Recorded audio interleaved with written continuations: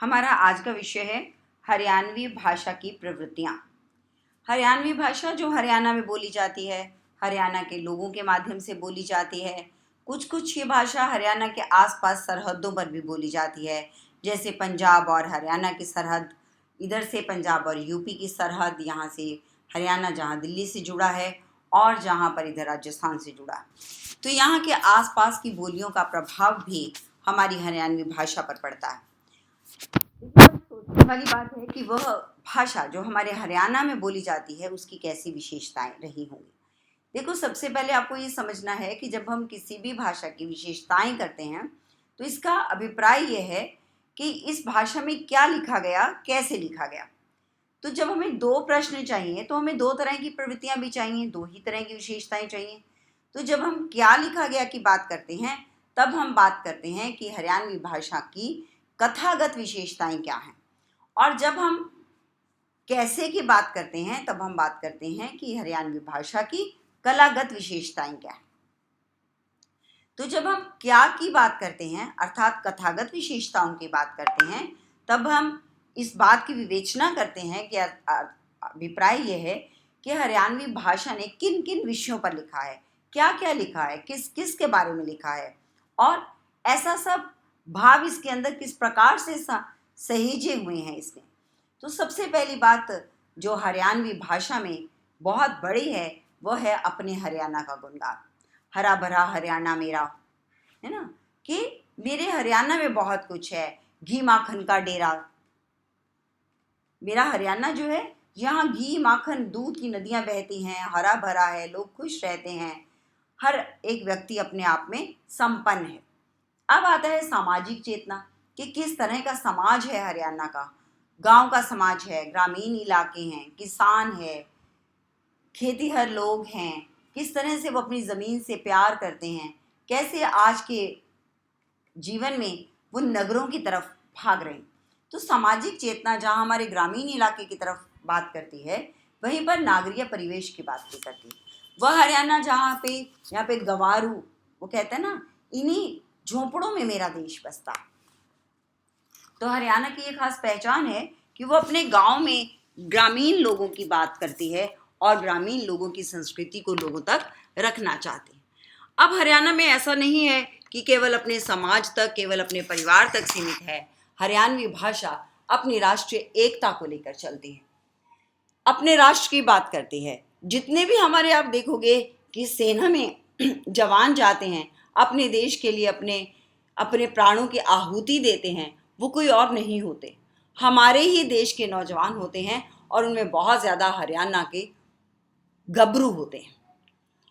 हरियाणा के गबरू हरियाणवी एक फौज तैयार करते हैं, उनका सीना बहुत चौड़ा है। इस तरह की बातें वो अपनी कविता में लिखते हैं। अब जैसे भक्ति भावना, अब गरीबदास जी को ले लो, जयतराम जी को ले लो, ये सब कबीर की तर्ज पर बहुत छोटे छोटे दोहे मुक्तक काव्य का सृजन करते हुए हमें सुनाई देते हैं।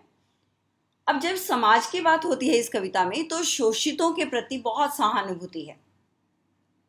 वह व्यक्ति जो शोषित हो रहा है, जिसे एक पूंजीपति वर्ग अपने लालसा का, अपनी भोग विलासिता का शिकार बना रहा है, और शोषक के प्रति इस कविता में बहुत ही ज़्यादा घृणा का भाव है।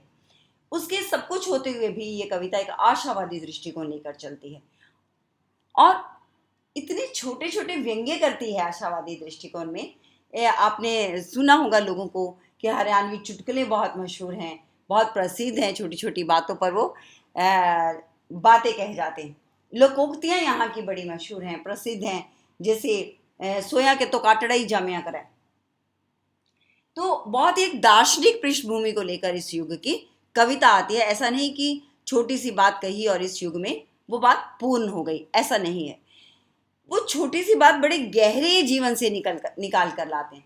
हास्य व्यंग्य की छोटी छोटी चुटकियाँ ले लेंगे यहाँ के लोग, और बड़ी धीमी सी ले लेंगे। यहाँ के रिश्तों के ऊपर कविता लिखी जाती है, देवर भाभी का रिश्ता है, जीजा साली का रिश्ता है। इस तरह के रिश्तों को लेकर भी इस युग ने कविता का निर्माण किया है, सृजन किया है। इस कविता में इसके साथ साथ प्रकृति वर्णन है, क्योंकि खेतीहर हैं लोग, आराम से अपने जीवन को जी रहे हैं, तो खेतों की कविताओं के ऊपर भी, खेतों के ऊपर लिखा है। तो प्रकृति के बहुत करीब होकर ये लोग जीते हैं। नारी के प्रति बहुत ही सम्मानीय दृष्टिकोण रखते हैं। दार्शनिक विचारधारा है इनकी, क्योंकि भक्ति की तरफ चलते हैं, समाज की तरफ देखते हैं, एक चिंतन करते हैं और अपने समाज को प्रगति की तरफ ले जाने की कोशिश करते हैं। लोक भावना का संग्रह है कि लोग क्या सोचते हैं, लोगों का जीवन कैसा है, लोगों के बीच में भावनाएं कैसी हैं, ये सब कुछ इस कविता में लिखा गया। इसके साथ ही क्या लिखा गया कि जब हम बात करते हैं, साथ ही इस युग की कविता अपने आप में व्याकरण सम्मत भी होती जा रही है। जैसे जैसे बोली से भाषा की तरफ परिष्कृत होती है, वैसे वैसे इस बोली की साथ भाषा में परिवर्तित होते हुए ये एक अपने व्याकरण का निर्माण करती है, अपने आप में साहित्य का सृजन करती है। सांग हरियाणा संस्कृति का प्राण तत्व है, तो हरियाणा के साहित्यकारों ने सांग लिखे हैं। सांग अभिप्राय किसी की नकल करके हास्य भी पैदा किया जा सकता है, समाज सुधार भी किया जा सकता है और समाज में एक नई क्रांति भी लाई जा सकती है। और हमारी इस सांग परंपरा में और सांग लेखकों ने हरियाणवी भाषा में अपनी शब्दावली से अर्पित करके सांग के माध्यम से समाज के लिए बहुत कुछ किया। तो इसलिए सांग लेखन हमारी हरियाणवी भाषा की एक प्रमुख प्रवृत्ति रही है, क्योंकि खेतों में रहने वाले हमारे हरियाणवी, हमारा किसान वर्ग जो प्रकृति से, जो ज़मीन से जुड़ा हुआ है, वो अपने खेतों की हरियाली के लिए भी गीत लिखता है। हमारा सारा समाज, हमारा मानव वर्ग मानवीयता को सीख सके, इसलिए सांप्रदायिकता का विरोध भी करता है। जाति पाति के बंधनों से ऊपर उठकर मानवीयता के गीतों को स्वर देता है। नारी के प्रति सम्मान का भाव है हमारी हरियाणवी कविता में। एक दार्शनिक विचारधारा है हमारी कि हम परमात्मा के प्रति क्या सोचते हैं, हम समाज के प्रति क्या सोचते हैं, हमारा चिंतन कैसा है। हम ये कह सकते हैं कि हमारी हरियाणवी भाषा में वो हर विचार, हर चिंतन, हर भाव को शब्द दिए हैं हमारे कवियों ने, हमारे लेखकों ने। लोक भावना का संग्रह है। ग्रामीण जीवन के बारे में लिखा गया है कि किस तरह के घर हैं हमारे, किस तरह का रहन सहन है, किस तरह के मिट्टी लिपे हुए पुते हुए घरों में हम रहते हैं। हमारा किसान किस तरह सुबह से शाम तक खेती करता है, ज़मीन में हल जोतता है, गरीबी में रहता हुआ भी वो हमारा अन्नदाता है, अन्न जो हमारा प्राणदाता है। प्रकृति के बारे में हम ना आज तक कुछ समझ पाए हैं, आगे भी समझते हुए भी हम बहुत कुछ ऐसे रहस्य हैं जिनके बारे में कुछ नहीं कह सकते। तो वो चाहे हमारी आत्मा का विषय हो, चाहे हमारे प्रकृति के विकास का विषय हो, एक रहस्य जिसे हमारा हरियाणवी कवि, हमारा हरियाणवी लेखक भी शब्द देता है। नव जागृति के शब्द हैं। जैसे जैसे युग बदलता है, वैसे वैसे लोगों की भावनाएं और विचार बदलते हैं। जैसे जैसे विचार बदलते हैं, भाषा भी अपना रूप बदल देती है। इससे हमारी हरियाणवी भाषा भी अछूती नहीं रही है। समाज में समय के साथ साथ कई बुराइयां भी पैदा हो जाती हैं। भ्रष्टाचार है, बहुत सी बुराइयां पुराने समय में भी रही, जैसे दहेज प्रथा थी, नारी के सम्मान की समस्या थी, जाति वर्ग की समस्या थी। हमारी हरियाणवी भाषा ने हमारी सभी सामाजिक धार्मिक समस्याओं के ऊपर लिखा और उनके शोधन के लिए कार्य किया।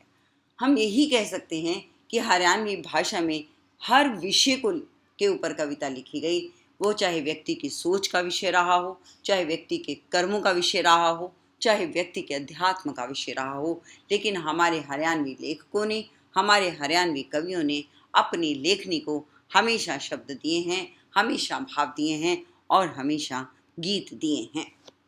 भाषा प्रवाह बहुत सहज सरल है, लोगों की आम भाषा है। शैली तो जैसा मैंने चाहा मैंने बयां कर दिया। रस परिपक्वता, शांत रस भी है, वात्सल्य भी है, श्रृंगार भी है, विभत्स भी है। सभी रसों का प्रयोजन हम इस कविता में देखते हैं। और छंद विधान है, जैसे मैंने बताया कि गरीबदास जी ने दोहा छंद का प्रयोग किया है।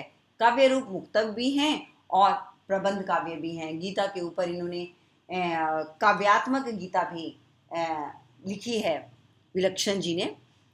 तो संप्रेषण क्षमता है जो इस युग का कवि कहना चाहता है। हरियाणवी कवि वो अपने पाठक को सहजता और सरलता से कह जाता है और पाठक की उसकी उस भावना को समझने में पूरी कोशिश करता है, तन्मयता रखता है। तो हरियाणवी भाषा जो है वो हमारी भाषा है, हमारे भावों की भाषा है, हमारे विचारों की भाषा है और हमारी आत्मीयता से सिंचित है। इसलिए हम हरियाणवी भाषा को अपनी भाषा कहने का हक रखते हैं।